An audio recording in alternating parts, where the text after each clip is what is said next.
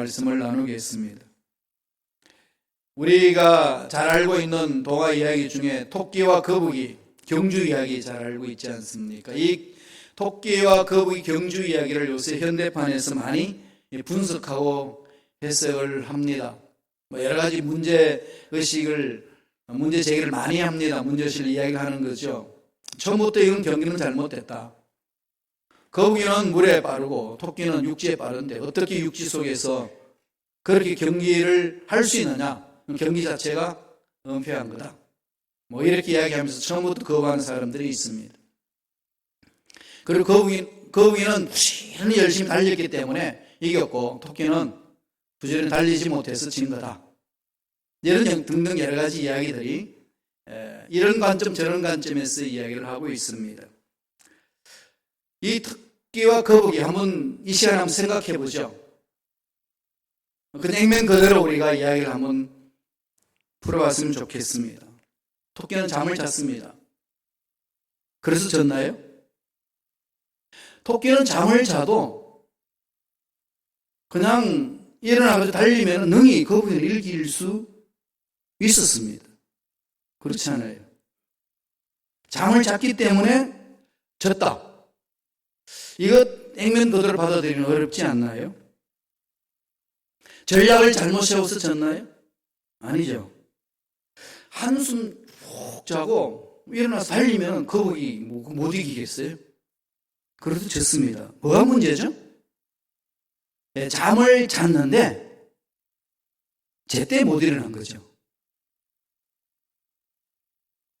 제때 일어나서 달리면은 능히 이길 수 있는 건 아니겠어요? 이게 시간의 문제라는 겁니다. 너무 늦게 일어난 게 문제죠. 일어나야 될 때를 일어나지 못한 겁니다. 그러니까 최고의 시점, 그러니까 미념의 시점이 있잖아요. 이 마지노선을 벗어나면 안 된다는 그 시점이 있는데 그 시점을 놓쳐버렸다는 거죠. 토끼의 패배는 그게 있습니다. 푹 자도 피곤한데 자야죠. 자도 그냥 일어나가지고 달리면 능히 이길 수 있는 그때만 일어났더라면 잠자는 게 뭐가 문제가 되겠습니까?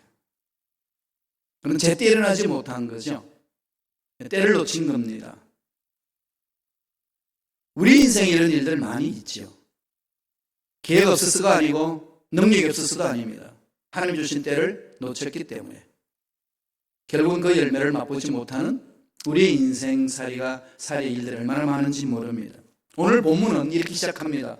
너희가 이 시기를 알거니와 그랬습니다. 너희가 이 시기를 알거니와. 여러분 아시나요? 이 시기, 이 시대, 내 삶의 시대 어떤 시대인지 아시나요? 이거부터 우리는 깊이 파고 들어가야 되지 않습니까? 너희가 이 시기를 알거니와, 이 시기를 놓치면 안 된다는 거죠. 토끼처럼 이 시기를 놓치면 안 된다는 겁니다. 사람이 쉴 수 있어요. 푹 잠들 수 있고 또 충분히 여행 다닐 수도 있습니다. 사람 그래야죠. 쉴 때도 있고 놀 때도 있고 이렇게 여러 사람 만날 때도 있는 거죠. 언제나 노예처럼 일할 수는 없지 않습니까? 충분히 그럼에도 불구하고 시간이 있음에도 불구하고 그 시간 때문에 문제가 아니라 그 정확한 때를 놓쳤기 때문에 문제라는 겁니다. 농사 짓는 농부가 때를 놓치면 농사 못 짓습니다. 정확하게 때를 맞춰야 되잖아요. 그래서 달력에는 그 날짜에 양력에 음력에 정확하게 기록돼서 언제 파종해야 되는지, 언제 김을 매줘야 되는지, 언제 다시 퇴비를 넣어주고 비를 쳐야 되는지, 언제 물을 빼줘야 되고 물을 넣어야 되고 이런 부분들이 정확하게 이렇게 시간을 계산하면서 하지 않습니까? 그거 놓치면은 농사 망칩니다. 심어야 될 때 심어야 되고 거둬야 될 때 거둬야 되는 것 아니겠습니까? 지금은 여러분 어떤 시대에 살고 있다고 생각하시나요? 내 인생 여기까지 살아왔습니다. 앞으로 남은 인생 어떻게 살아가야 될까요? 그냥 그렇게 살면 되는 건가요? 아니면 뭔가 다르게 살아야 되나요? 늘 이것은 우리들이 생각해 봐야 될 문제겠죠. 시대의 흐름을 파악하라는 겁니다. 내가 살고 있는 이 시대에 태어나서 이런 상황을 체험하고 또 이 시대를 정확히 하시는 하나님의 뜻을 깨닫고 이 시대를 분별하면서 살라는 하나님의 말씀입니다. 어떻게 살아야 될까요? 오늘 세 가지로 말씀하고 있습니다. 제일 먼저 이 시대를 바라보면서 해야 될 일이 있다는 겁니다. 지금 어떤 시대에 살고 있는지를 깨닫고 해야 될 일을 분명히 이야기합니다. 첫째는 뭘까요? 깨어나라. 깨어나라. 깨어라는 거죠. 이 깨어라는 건 무슨 얘기인가요? 잠자고 있다는 거죠. 세상에 끌려가고 있다는 겁니다. 아까 토끼 이야기를 했습니다만 토끼가 푹 잤다가 정말로 달려야 될 그 시간에 시점을 잘 맞춰 깨어나면 문제는 없었습니다. 놓쳤다는 거죠. 우리 인생에 이런 놓칠 수 있는 일들이 많습니다. 그래서 성경은 권면합니다. 깨어나라고. 말씀을 볼까요? 로마서 13장 11절에 말씀을 하고 있습니다. 다 같이 한 목소리를 읽습니다. 또한 너희가 이 시기를 알거니와 자다가 깰 때가 벌써 되었으니 이는 이제 우리의 구원이 처음 믿을 때보다 가까웠음이라. 사도 바울이 로마 교인들에게 편지를 보냈던 그때 시점뿐만 아니라 지금 이 시점에서도 동일하게 적용되는 그 말씀입니다. 이 시기, 무슨 시기죠? 영적으로 깨어나야 될 시기. 예수를 믿는 순간에 우리 악한 영들과 늘 싸우며 영적 전쟁을 치르는 것 아니겠습니까? 우리의 삶은 이미 예수님이 모든 사탄의 세력을 다 멸하고 승리한 싸움을 싸우는데 그 사실을 깨닫고 하루하루를 말씀에 서서 싸우라는 그 말씀입니다. 이 때를 놓쳐버리면 무조건 열심히 산다고 되는 거 아니라는 거죠. 주님이 비유로 그렇게 말씀하셨습니다. 신랑 맞으러 나간 10처녀의 비유 잘 아시잖아요. 슬기로운 5처녀는 등을 준비하고 기름을 잘 준비해서 깨어 있었습니다. 밤늦게 신랑이 오는 걸 잘 맞이해서 혼인잔치에 참여했습니다.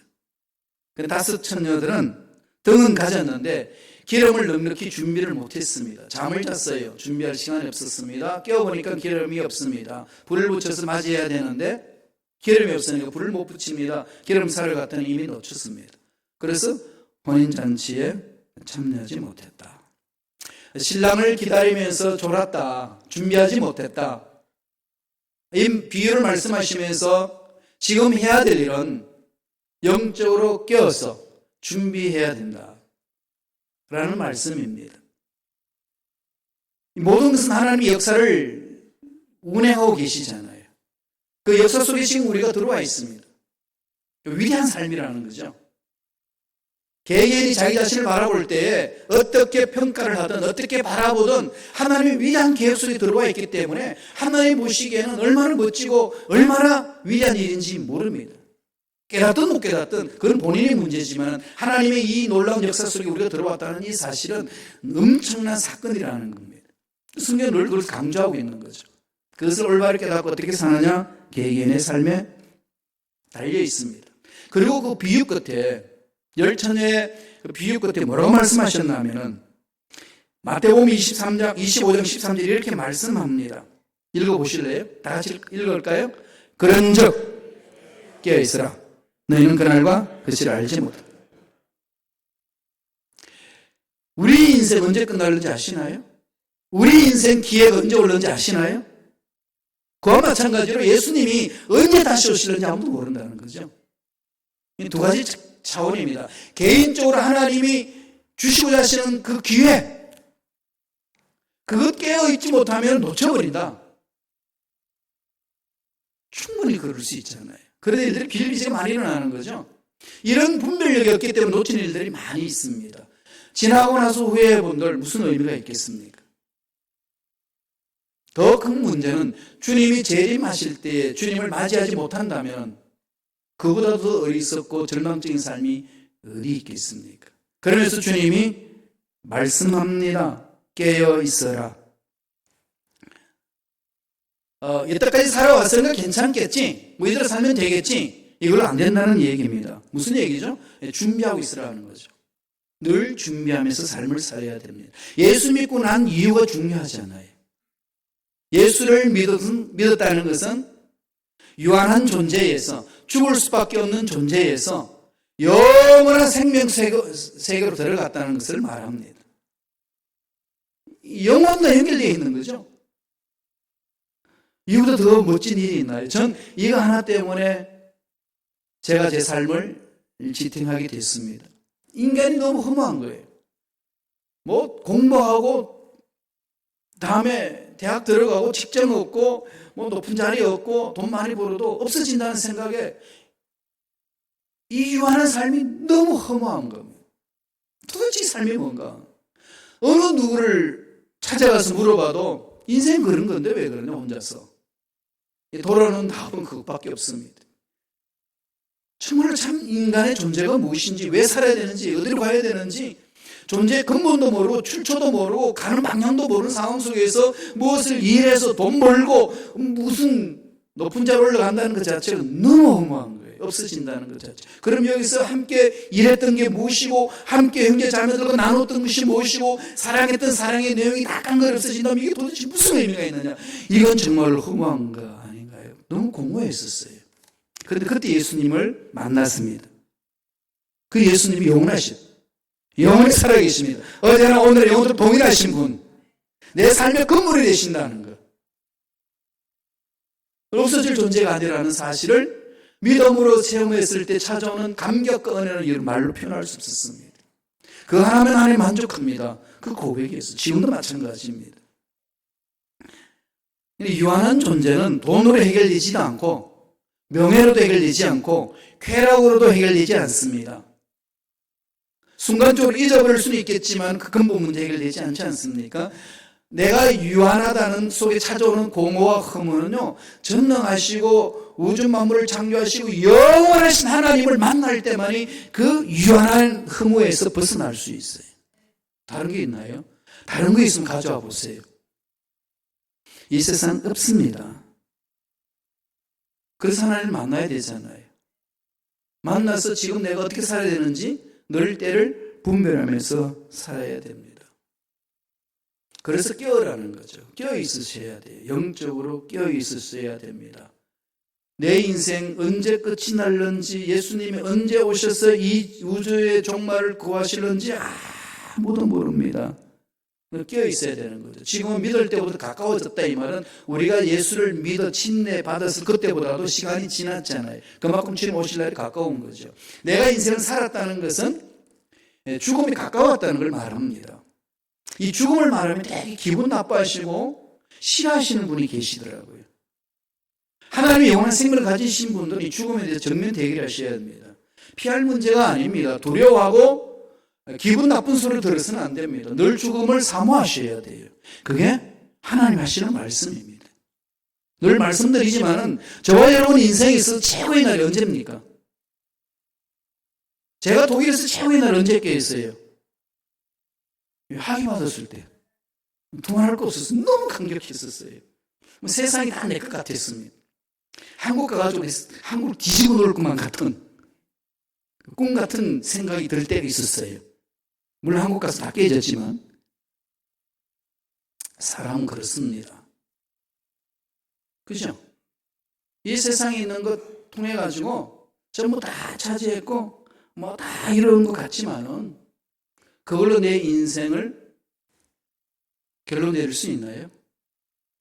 없습니다. 여러분 언제 최고의 날이 될 수 있을까요?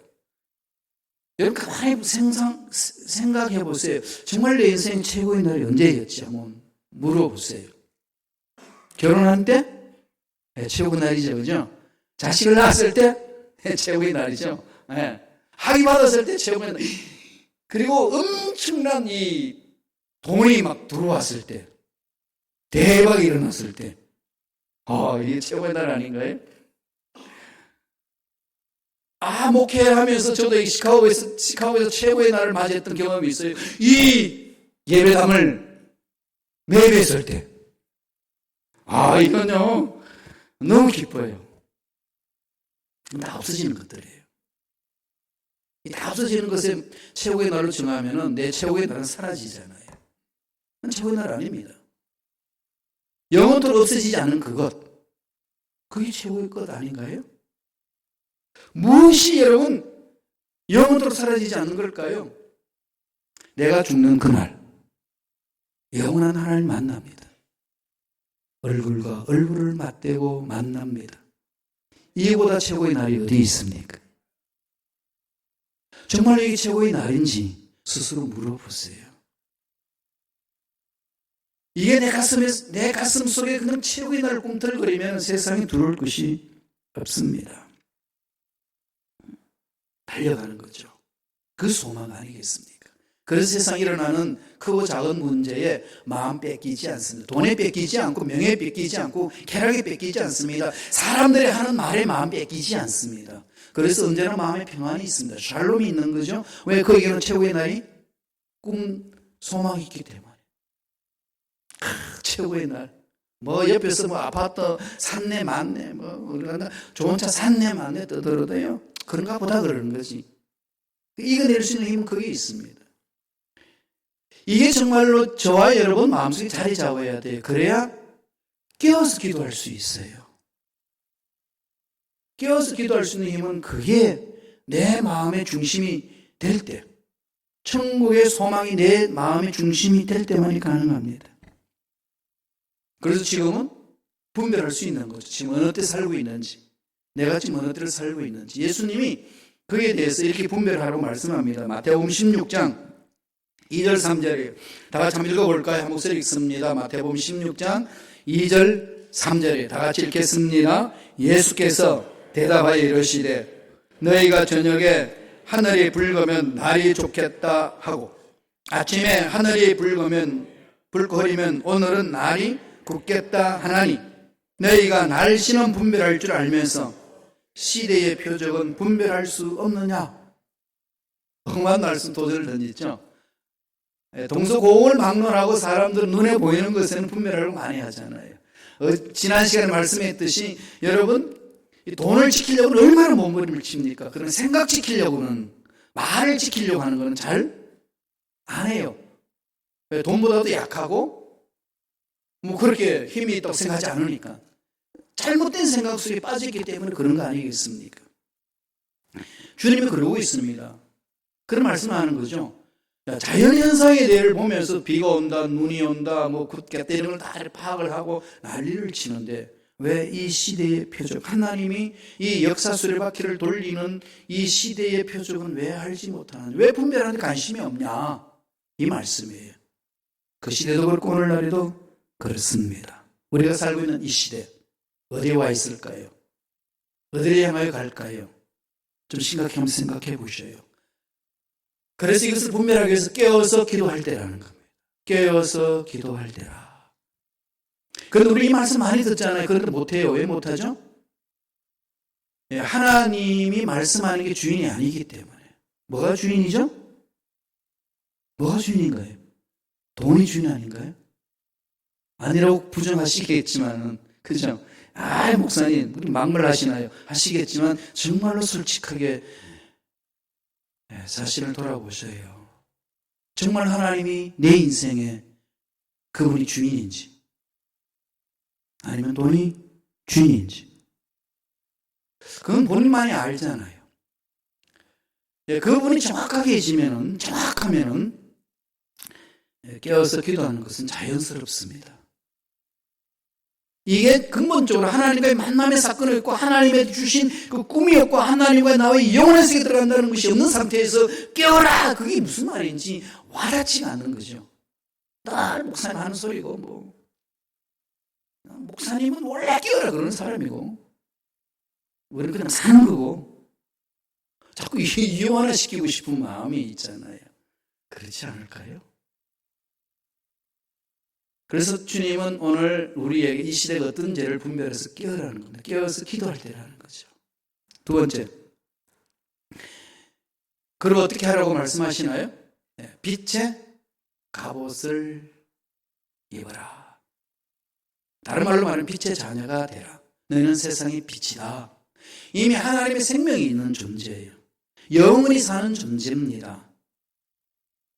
하나님의 생명이 내 안에 있어서 그 생명이 날로 자라고 있습니다. 그러나 악함의 세력은 그 하나님의 생명이 내 속에, 내 삶 속에, 인격 속에 자라지 못하도록 늘 방해를 합니다.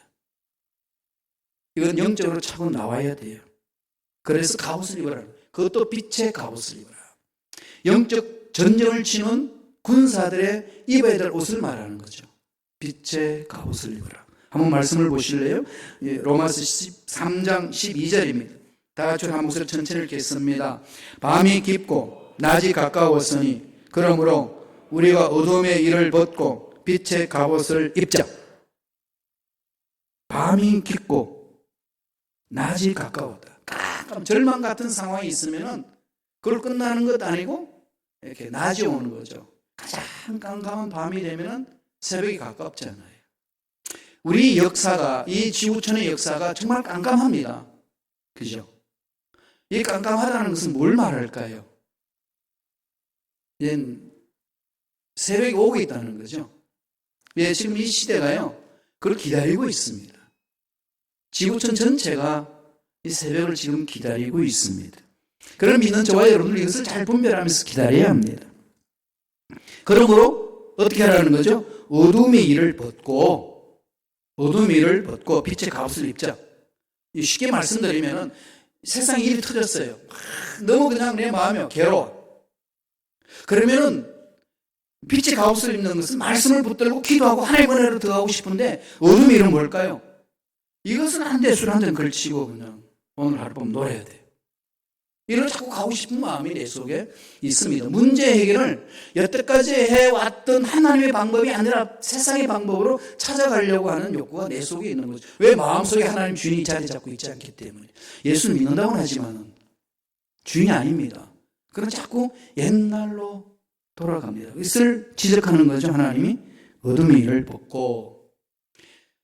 자, 어둠의 일을 벗는다. 어둠을 물리쳐라는데 어떻게 해야 되나요? 조금 더 말씀을 드렸습니다만은 깜깜한 밤에 집에 들어왔을 때에 그 깜깜한 그 어둠을 물리치는 방법이 무슨 방법이 있을까요? 너무 잘 아시죠? 불을 켜면 돼요. 어둠을 향하여 고래고래 고함 지를 필요도 없고 몽둥이를 들고 어둠을 향하여 외칠 필요도 없고 머리에 띠를 두고 어둠아 물러가라 묻힐 필요도 없고 금식하며 투쟁할 필요도 없습니다. 뭐 하면 되죠? 불만 켜면 돼요. 스위치만 올리면 되죠. 이 세상의 어둠을 내 마음속에서 몰아내는 방법은 내 마음에 있는 어둠을 어떻게 몰아내실래요? 돈으로? 명예로? 쾌락으로? 술로? 담배로? 그게 물러가는가요? 그렇게 해도 물러간다면 술 많이 마셔야 돼요. 그죠? 줄담배 피워야 되고. 저도 옛날에 술을 많이 마셔갖고 줄담배를 피워봤는데요. 아무리 그렇게 해봐도 내 마음이 어둠에 안 물러가더라고요. 늘 공허하고 허무하더라고요. 제가 체험한 거는 그랬어요. 그래서 이건 아니라고 버려버렸습니다. 아닌데 그걸 왜 가지고 와? 그죠? 그래서 어둠을 버렸어요. 버릴 방법은 빛을 찾으면 됩니다. 내가 곧 길이고 진리고 생명이니라. 내 말씀은 너의 길에 빛이니라. 아버지 말씀 속에 들어오면요, 내 속에 있는 어두움은 물러갑니다. 어두움은 불안하게 하고 두려움을 주고 안타깝게 하고 짜증나게 하잖아요. 짜증난다고 술 마셔도요, 짜증 안 없어집니다. 물론 가끔 술이 필요할 때도 있지만 전혀 그걸 부정하는 건 아니에요. 사실 교회 공동체에서 막 이렇게 막 의견 대립이 일어나고 막 싸우고 아무 일도 아닌데 그걸 가지고 그러시거든요. 그럴 때는 정말로 다 불러 모아서 술 한 잔 먹이고 싶을 만큼 그런 욕구가 안 있어요. 왜냐하면 세상 사람 한 잔 걸치면 어깨동무해요. 그렇지 않아요? 안 해보셔서 몰라요? 아니 시집이 뚝 떼고 있나요? 제가 그 경험해봤기 때문에 알아요. 왜 술을 가지고 한 잔 걸치면 끝나는데. 그 정말로 그냥 장로님 군사님 갑시다 한잔 하라고 이러고 싶을 때가 있다니까요. 그러나 그건 한계 있어요. 그걸 다 해결하지는 못합니다. 어둠 물러가지는 않아요. 뭐죠? 빛 속에 들어와야 합니다. 말씀밖에 없습니다. 빛의 갑옷을 입어라. 그래서 에베소서에 가게 되면 에베소서 6장 13절을 보면은 사도 바울이 그러잖아요. 전신갑주를 취하라. 전신갑주 그러면은 이게 여러분 이게 여러 가지 이야기하면 힘들죠, 그죠? 막 외우려면 전신갑주를요 십자가를 생각하면서 한번 이렇게 엎조려 보세요. 쉽습니다. 머리에 구원의 투구를 쓰고 의에 흉배를 붙이고 그다음에 이제 수직적으로 내려가는 겁니다. 가슴, 그다음에 허리띠, 진리 허리띠를 메고 제일 맨 밑에 신발은 뭐죠? 복음의 신발을 신고, 그래서 수평으로 가요. 양쪽에 왼손에는 믿음의 방패를 들고 오른쪽에는 성령의 그 말씀으로 가라. 간단하잖아요. 날마다 기도할 때마다 그렇게 무장하세요. 구원의 투구와 의의 흉보와 진리의 허리띠, 복음의 신발을 신고 믿음의 방패를 가지고 말씀의 성령의 그 말씀을 가지고 이렇게 무장하게 되면 어두움이 물러간다는 거예요. 어두움이 물러가는 방법은 그겁니다. 다른 방법을 자꾸 찾아내기 힘든 거예요.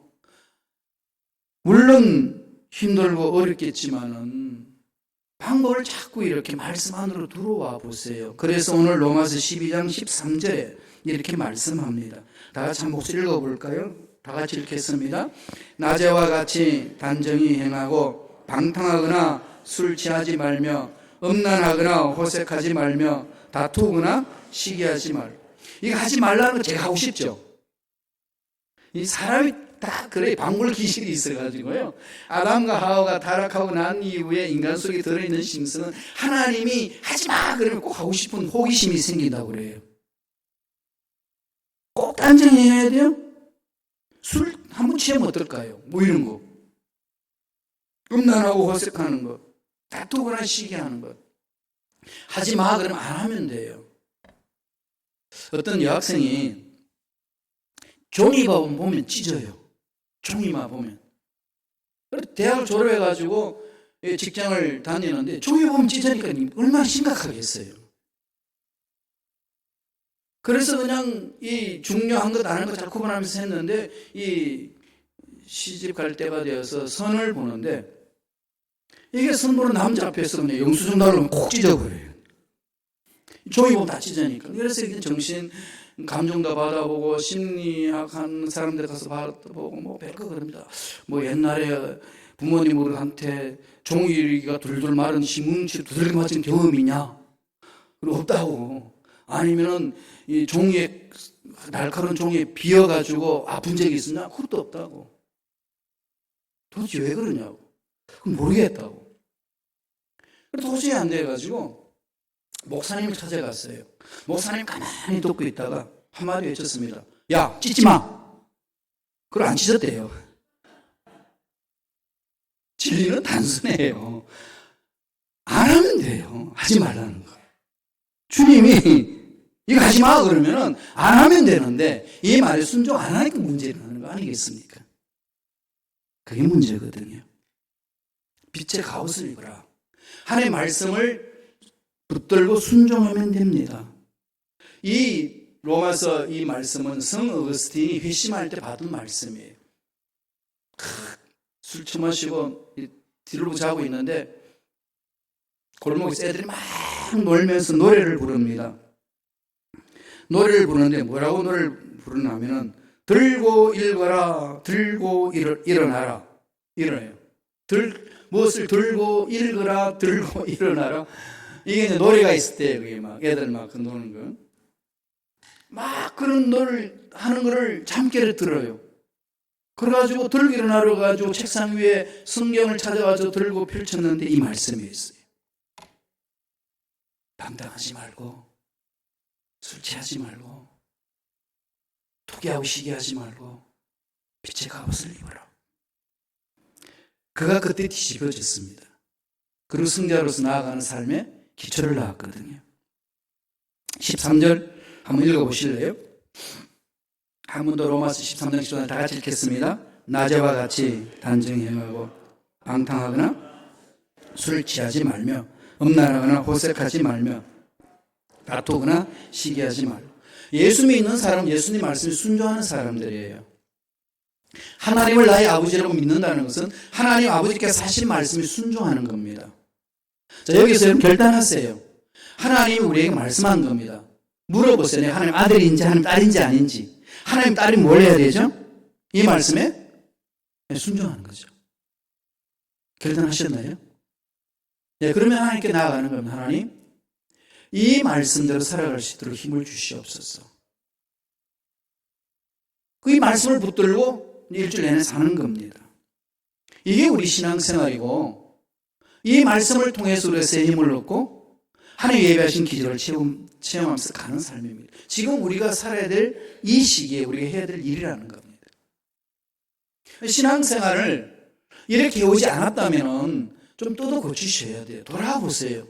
내가 왜 예수 믿는지를 물어보시고 왜 내가 교회에 나와 있는지를 물어보세요. 그죠? 정말로 교회에서 신앙생활하는 게 뭔지, 정말 예수 믿는다는 게 뭔지, 하나님을 나의 아버지라고 믿고 사는 게 뭔지 물어보고 가야 되지 않겠습니까? 마지막 세 번째로 우리가 지금 이 시대에 해야 될 일 뭐라고 말씀하시나요? 예수를 닮아가라고 말하는 거죠. 지금 구원받은 이후의 삶은요, 예수 믿었기 때문에 예수를 닮아가는 삶이에요. 말하는 것도 예수 닮아가야 되고, 생각하는 것도 예수 닮는 거고, 자녀들 양육하는 것도 예수 닮아가는 거고, 사업하는 것도 예수 닮아가는 겁니다. 14절 보실래요? 로마서 13장 14절입니다. 다 같이 한 목소리 천천히 읽겠습니다. 오직 주 예수 그리스도로 옷 입고 정욕을 위하여 육신의 일을 범하지 말라. 무엇을 옷 입으라는 거죠? 그리스도로 옷 입으라. 아침에 눈 뜨자마자 옷을 여러분 챙겨 입는 거죠? 옷을 챙겨 입고 나오잖아요. 무슨 옷을 입고 나가겠다고 선택하고 오시잖아요. 그러면 우리가 지금 선택해야 될 것은 무슨 옷을 입어야 되죠? 방탕한 옷, 술 취하는 옷, 시기하는 옷, 질투하는 옷, 그 선택할 수 있어요. 그러나 주님은 오늘 우리에게 뭐라고 말씀하시는 거죠? 바울을 통해서 예수 그리스도로 옷 입고, 예수 그리스도로 옷 입고, 그러니까 옛날 옷은 벗어버리고 예수 그리스도의 옷이 아닌 것은 벗어버리고 예수 그리스도 옷을 입는 것. 예수 그리스도 옷이라는 게 뭘까? 예수님을 닮는 걸 말하는 거죠. 예수님의 성품을 담는 걸 말합니다. 골로새서 3장 9절 10절에 보면 사도 바울이 여기에 대해서 구체적으로 설명을 해줍니다. 골로새서 3장 9절 10절 제가 읽어드릴까요? 새 사람을 입었으니 이는 자기를 창조하시는 형상을 따라 지식에까지 새롭게 하심을 입은 자니라. 새 사람을 입었습니다. 예수를 믿는 순간에 새 사람이 되었어요. 예수를 믿고 새 사람이 되었으면 그 다음부터 어떻게 되죠? 날마다 생각이 새로워져야 됩니다. 날마다 말하는 게 새로워져야 돼요. 그러는 거예요. 하루아침에 되지는 않아요. 욕을 10가지 하는 사람이 예수로 인해 새로워졌으면요 5가지로 줄입니다. 욕은 해요. 욕 안 하지는 않습니다. 욕은 하는데 10개 했던 게 5개로 줄여요. 그 다음 술 한 병 다 마시던 게 한 잔만 마셔요. 담배 한 갑 피우던 사람이 이제 한 개만 피우려고 갑니다. 쉽게 말해서 그런 변화가 일어난다는 거예요. 완전히 끊지는 못합니다. 처음부터. 그러나 바뀌어져요. 돌아보세요, 여러분. 다 바뀌어져 있습니다. 직분 받고 나서 직분답게 일을 하려고 바뀌어지는 모습을 여러분 보지 않나요? 왜 저 사람이 저런 직분을 받았어? 이라고 하기 전에 지금 받고 나서 얼마나 변화되는지 한번 보세요. 바뀌어져 있습니다. 하나님 생명이 그 속에 있기 때문에 그렇습니다. 그래서 지금은 날마다 예수를 닮아가는 삶이에요. 어제보다 오늘은 더 예수를 닮아가는 삶입니다. 이게 날마다 쌓이는 거예요. 에베소서 4장 23절, 24절 다 같이 읽겠습니다. 한 목소리 읽습니다. 오직 너의 심령이 새롭게 되어 하나님을 따라 의와 진리의 거룩함으로 지으심을 받은 새 사람을 입어라. 옷을 입는다. 날마다 새로워지는 거죠. 이미 예수 안에 새롭게 되었지만은 새롭게 된 그가 날마다 점차적으로 새로워지는 거예요. 성령 충만해서 열매를 얻는 거죠. 9가지 열매. 사랑과 희락과 평, 오래 참음과 자비와 양성, 충성과 온유와 절제 9가지가 뭘까요? 일하고 난 결과가 아니고 예수를 닮은 성품을 말합니다. 신앙생활의 연조만큼 예수를 닮아 있어야 돼요. 50년 전이나 지으면 똑같다. 신앙생활을 잘못한 거예요. 가혹하지만 잘못한 겁니다. 신앙생활 오래 하신 분 정말로 가슴판에 새기셔야 돼요. 내 신앙생활 한 만큼 예수 닮아 있으셔야 됩니다. 안 바뀌어 그러지 마시고요. 신앙생활 오래 한 만큼 바뀌어야 돼요. 입으로 말하는 것도 바뀌어 있고 생각하는 것도 바뀌어 있는 겁니다. 하나님 생명이 그 속에 있기 때문에 그러는 거예요. 그게 신앙생활입니다. 그렇게 하지 않으면 신앙생활을 잘못한 거예요. 그걸 뜯어 고치셔야 돼요. 그래야 하나님 앞에 올바로 칭찬 들을 수 있습니다. 목사 안수 받았던, 장로 창립했던, 집사를 안수 받았던, 권사로 취임했던 서리 집사를 임명받았던 모두 다 동일한 거예요. 그 직분 그 자체로 그 사람이 인격이 되는 건 아닙니다. 닮아가는 거죠. 그렇지만 그 직분을 맡게끔 하나님은 서서히 닮아가도록 성령을 주시고 은혜를 주시는 것 아니겠습니까? 어디까지 그렇게 하셔야 될까요? 어디까지? 예, 죽을 때까지 어느 정도까지? 자기가 그냥 생각해, 나 이 정도까지만 하면 돼. 건드리지 마, 나 원래 이런 사람이야. 나 원래 그래. 성질이 급하고 뒤끝은 없어, 앞끝은 있지만 건드리지 마. 이렇게 스스로 정하실래요? 뒤끝은 없어도 앞끝이 있잖아요. 속 다 뒤집어 놔놓고 뒤끝 없다 그러면 어떻게 해요? 그렇죠? 이미 상처 다 받았는데. 에베소서 4장 13절에 그 기준을 말해줍니다. 한번 읽어보실까요? 에베소서 4장 13절 다 같이 읽습니다. 우리가 다 하나님의 아들 믿는 것과 아는 일에 하나가 되어 온전한 사람을 이루어 그리스도의 장성한 분량이 충만한 데까지 이르리니. 어디까지요? 그리스도의 장성한 분량이 충만한 데까지. 이게 우리의 도전이에요. 이게 우리 목표입니다. 달려갑시다. 젊은 사람들 중에 이렇게 몸부림치는 젊은이들이 있어요. 그럼 고개 숙이지 않나요? 또 일평생 연세 드셔서 이렇게 사실 분들도 어르신들도 계셔요. 정말 멋져요. 정말 박수 치고 싶고요. 정말 함께 있고 싶고 정말 따르고 싶고 그런 분들 계시잖아요. 이렇게 해서 공동체는 아름다워지는 겁니다. 지금은 깰 때예요. 깨어납시다. 예수를 닮아갑시다. 빛을 발하며 일을 감당하는 일꾼이 되시기를 간절히 축원합니다. 기도합니다. 하나님 감사합니다. 주님의 장성한 분량이 이를 때까지 달려가겠습니다.